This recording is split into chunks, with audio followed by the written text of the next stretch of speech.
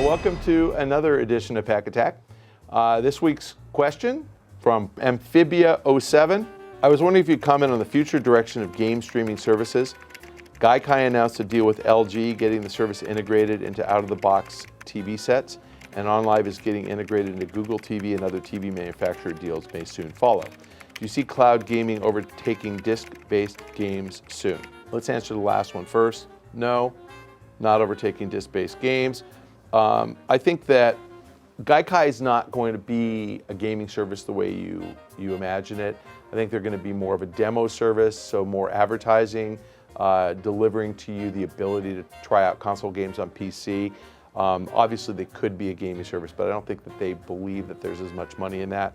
OnLive is really more about cloud computing, so offering you access to any type of application that you could use on a PC through the cloud. So essentially turning your dumb terminal, which could be your PC, could be your iPad, could be your television, into a fully functional PC by using their server and streaming stuff to you over the cloud.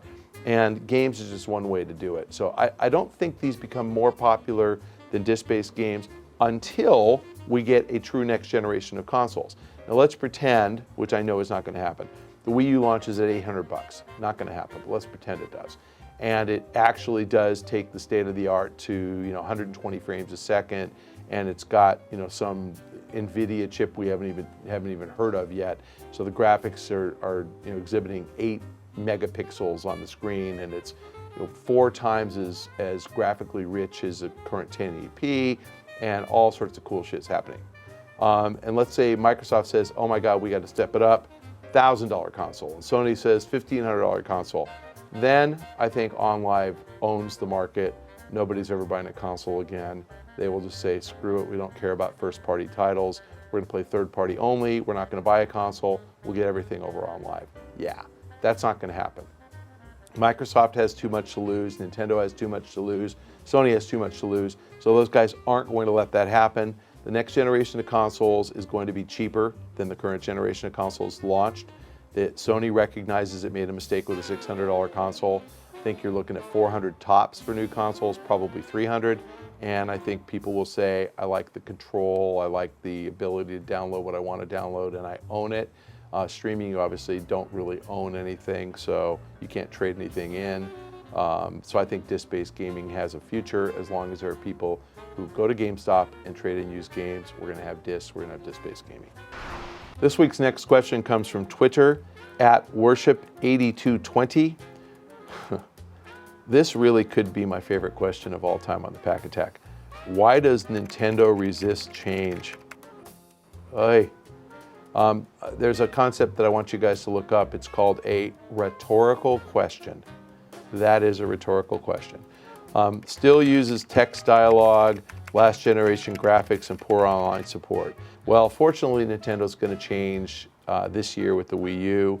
Why they resist change? I think the right answer is that Nintendo has a formula that has worked for them. They have what people in sociology call a winning formula.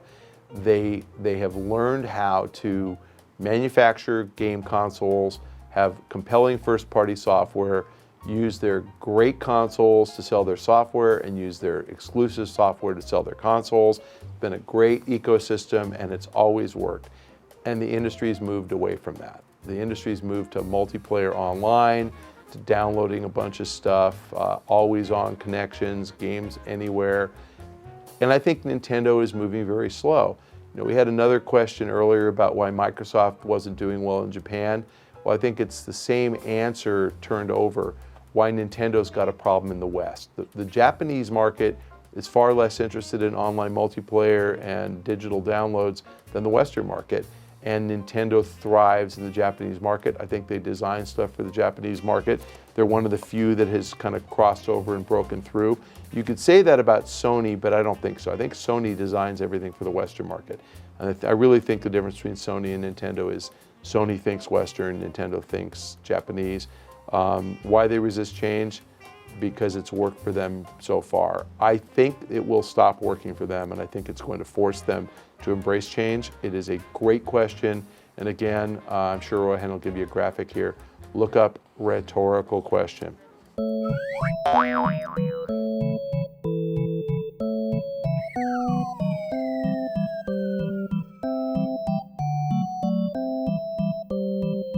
Thank you, fellow babies, for joining us on this week's Pach-Attack. If you have questions, you can submit them by clicking the link below, or you can submit them to me directly on Twitter @Michael Pachter, and please copy @RohanLikesPants because Rohan selects the questions. Thanks again.